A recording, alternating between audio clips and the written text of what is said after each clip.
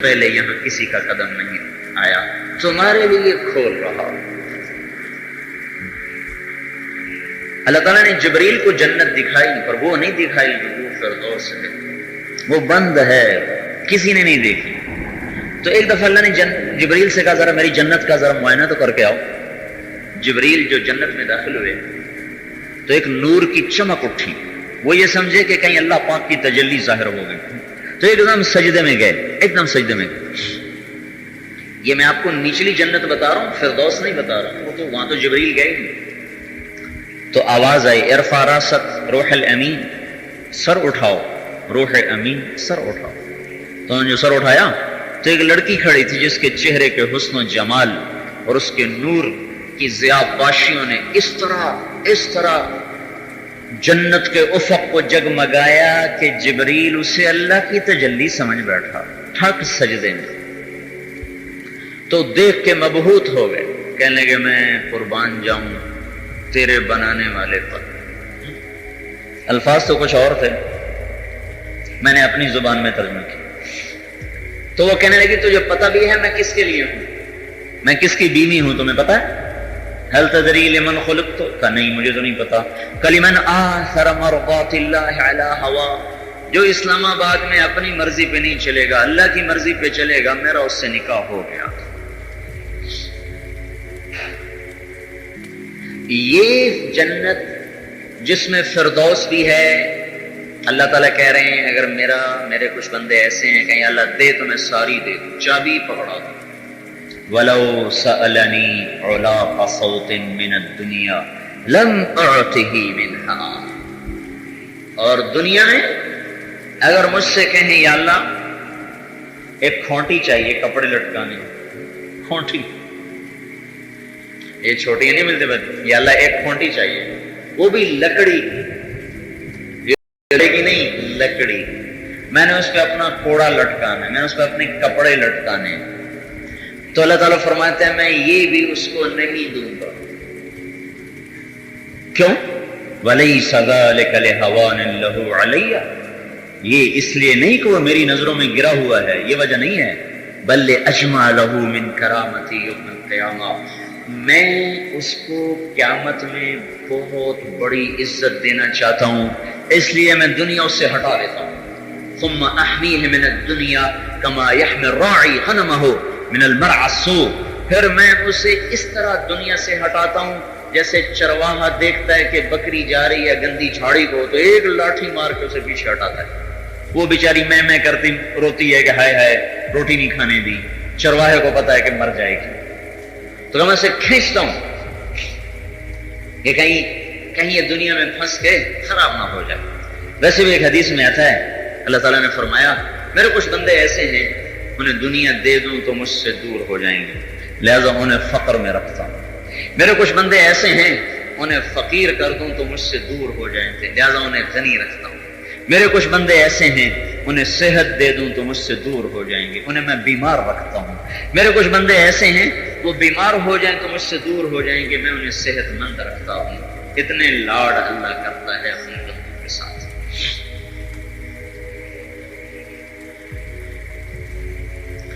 تو بھائیو مسلمان کے ساتھ ضابطہ یہ ہے کہ اگر یہ غلط چلے گا تو تنبیہ آئے گا، تنبیہ ہوگی، ٹھیک چلے گا تو پھر اللہ باطل کو پکڑے گا۔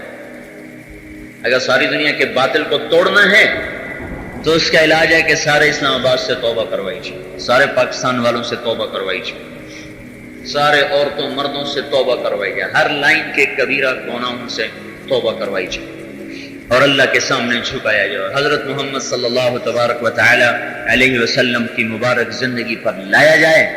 نظام تو اللہ نے بدلنا ہے، اس کو دیر لگتی، جو ارادہ کرتا ہے تو اس کو زور لگانا پڑتا ہے۔ یوسف علیہ السلام اور یوسف علیہ السلام کے بھائیوں کا قصہ یہ قیامت تک کے لیے ایک سند اور دلیل ہے۔ اللہ جھوٹ کو پنپنے دیتا ہے، سچوں کو رگڑا دیتا ہے، وہ جھوٹے سمجھتے ہیں ہم بازی جیت گئے، سچے شک میں پڑ جاتے ہیں پتہ نہیں ہمارے ساتھ ہو کیا رہا ہے، ہم سچے بھی ہیں اور پھر بھی یہ ہو رہا ہے۔ تو یہ ایسے تذبذب میں گاڑی چلتی ہے، پھر ایک وقت آتا ہے جب اللہ پاک کی طرف سے امتحان پورا ہوتا ہے پھر سچ کے دلائل کھلتے ہیں اور باطل کے جھوٹ کے قدم اکھڑتے ہیں. پھر یہ قصہ دہرایا جاتا ہے کہ وہ کنویں میں پھینکنے والے، قتل کے منصوبے بنانے والے، پردہ فروشوں کے ہاتھ بیچنے والے، منڈی میں بولیاں لگانے والے، وہی پھر جھک کر آتے ہیں اور ایھا العزیز جئنا ببضاعۃ مزجاۃ، یہ ہم آئے ہیں آپ کے دربار میں اللہ کے واسطے، تصدق علینا، کچھ ہمیں صدقہ دے دیجئے. اور اللہ تعالیٰ کہتا ہے کھول دے اپنا آپ، اور ایسے نقاب اٹھاتے ہیں. هل علمتم ما فعلتم بیوسف واخیہ اذ انتم جاہلون. کچھ یاد ہے یوسف کے ساتھ کیا کیا تھا نادانی میں؟ اور نبی کے اخلاق دیکھو، بھائیوں نے سب کچھ اپنی مکر، فریب، ترتیب، نظم، مشورے سے بنایا. اور یوسف علیہ السلام کہہ رہے ہیں جب تم بھول سے یوسف پر زیادتی کر بیٹھے ہیں، بھولے سے، جب تم نادانی میں یوسف پر زیادتی کر بیٹھے، کچھ یاد ہے؟ پھر ان کی نظریں اٹھی، اِنَّكَ لَأَنْتَ يُوسُف، اِنَّكَ لَأَنْتَ يُوسُف، کہیں تو یوسف تو نہیں ہے؟ قَالَ أَنَا يُوسُفُ وَهَذَا أَخِي، میں ہوں یوسف، یہ ہے میرا بھائی. قَدْ مَنَّ اللَّهُ عَلَيْنَا، دیکھ لیا اللہ نے ہمیں اونچا کر دیا. کس بات پر؟ إِنَّهُ مَن يَتَّقِ وَيَصْبِرْ فَإِنَّ اللَّهَ لَا يُضِيعُ أَجْرَ الْمُحْسِنِينَ. صبر اور تقوی والا کبھی اللہ ضائع نہیں کرتا. تو بھائی ہم تبلیغ میں یہ ذہن لوگوں کا بنا رہے ہیں کہ اپنی طرف لوٹو، اپنی اعمال کو درست کرو. حکومت کے خلاف جلسے، حکومت کے خلاف جلوس، تقریریں 55 سال سے ہو رہی ہیں. ہر آنے والی حکومت کے خلاف تقریر، ہر آنے والی حکومت کے خلاف جلسہ، جلوس، گالی گلوچ. بھائی کیا فائدہ ہوا 55 سال؟ ہماری بھی سن لو بھائی کہ اپنا جلوس نکالو کہ یا نفس تجھے نہیں چھوڑنا، تیری ایسی تیسی، تجھے اللہ اس کے رسول کا فرمان بردار بنانا ہے. اور میں تاجروں سے کہتا ہوں اسٹرائک کیوں کرتے ہو؟ کبھی اسٹرائک سے بھی کم بن، سوائے اس کے کہ غریب جو بیچارہ روزانہ تازہ مزدوری کرنے آتا اس کی روزی ماری گئی. تمہارے تو ٹیلی فونوں پہ کام ہو گئے، غریب کی دہاڑی تو چلی. اللہ کے سامنے جھکو جہاں سے کام ہونا ہے.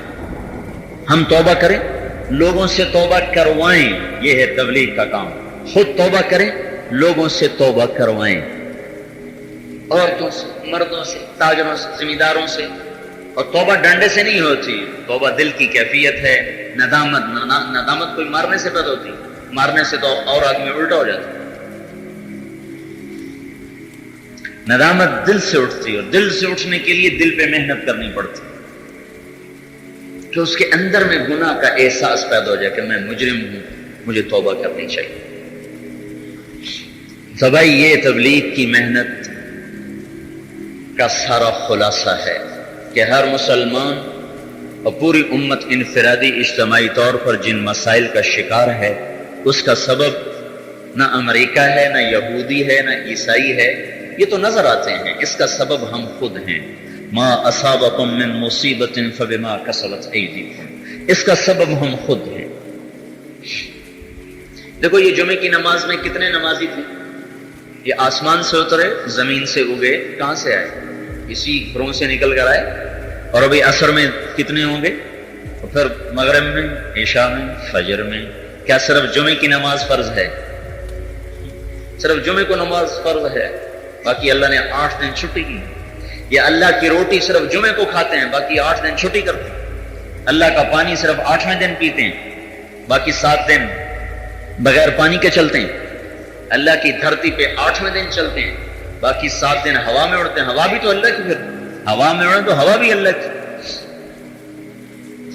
ہوا نہ ہو تو ہم تو ویسے نہیں اٹھ سکتے، ہوا کی وجہ سے تو اٹھتے ہیں.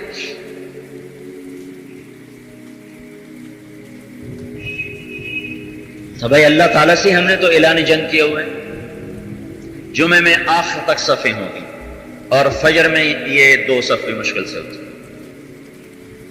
تو یہ کہاں چلے جاتے ہیں لوگ؟ تو جب اس حالات سے جب امت گزر رہی ہو تو بھائی پہلا کام یہ ہے کہ توبہ کرواؤ۔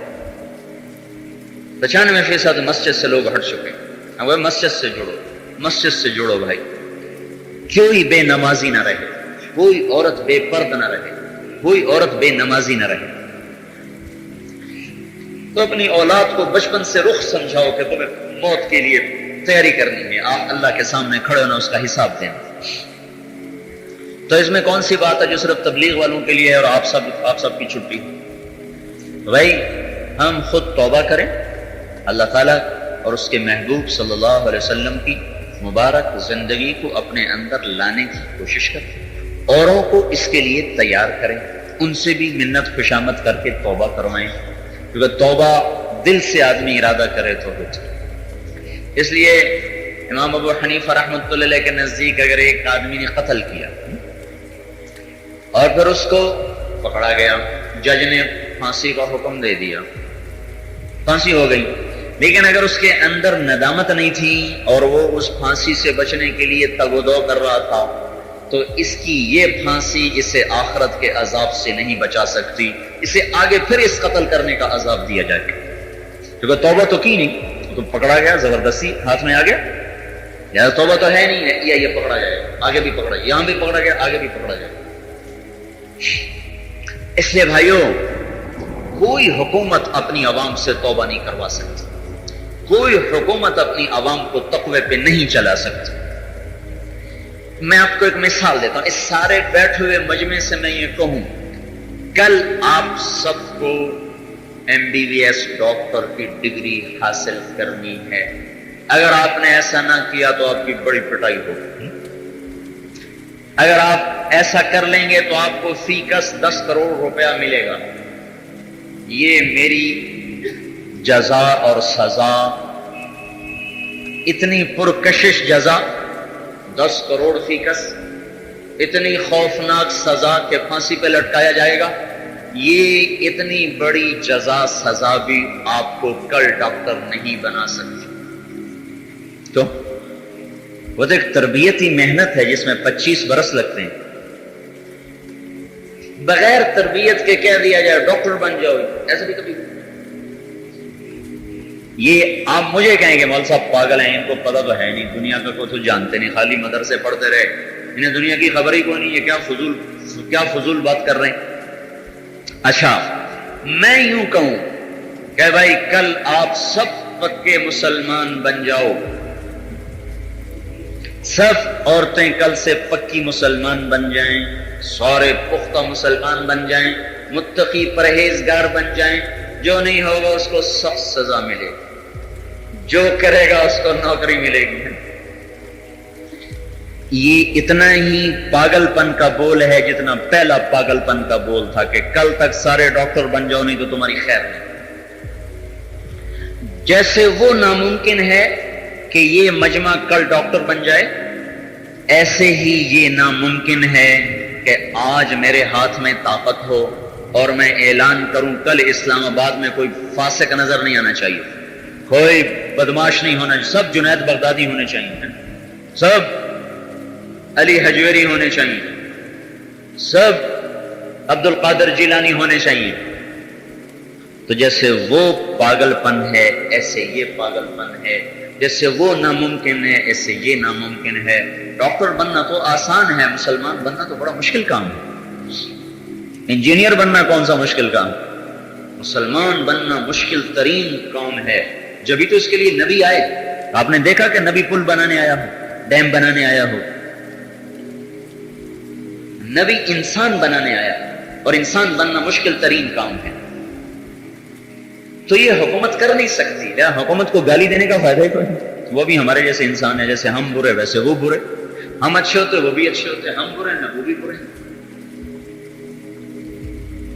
جس تالاب میں سارے ننگے ہوں تو ایک دوسرے کو تانا دینے کا فائدہ کیا؟ تو بھائی کرنے کا کام یہ ہے کہ ہم لوگوں کی منت خوشامد کر کے ان سے توبہ کروائیں، خود بھی کریں ان سے بھی کروائیں۔ جب اس کے دل میں اتر آئے گا کہ مجھے توبہ کرنی، مجھے اللہ کی مان کے چلنا، پھر وہ ٹکر لے جائے گا۔ جب ایسا ایک معاشرہ افراد سے معاشرہ بنتا ہے تو معاشرہ ایک دم تو نہیں بنتا، اینٹ اینٹ سے گھر بنتا ہے. کبھی آپ نے دیکھا کہ ایک دم اینٹیں اکٹھی ہو کے گھر بن گیا؟ کبھی آپ نے دیکھا ایک دم لنٹر کی چھت پڑتی چلی گئی ہو؟ ایک ایک تگاری ڈال کے چھت پڑتی ہے، ایک ایک اینٹ کو مسالے سے جوڑ کے گھر بنتا ہے، ایک ایک فرد کو تیار کیا جاتا ہے تب معاشرہ بنتا ہے. یہ نہیں ہو سکتا کہ اعلان ہو جائے معاشرہ ٹھیک ہو جائے تو ٹھیک ہو جائے.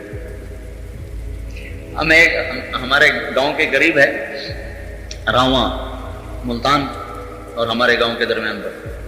تو میں وہاں گیا بات کرنے، تو ایک صاحب بیٹھے تھے، کہنے کہ مجھے تم حکومت دے دو، میں ایک دن میں سب کو سیدھا کر دوں.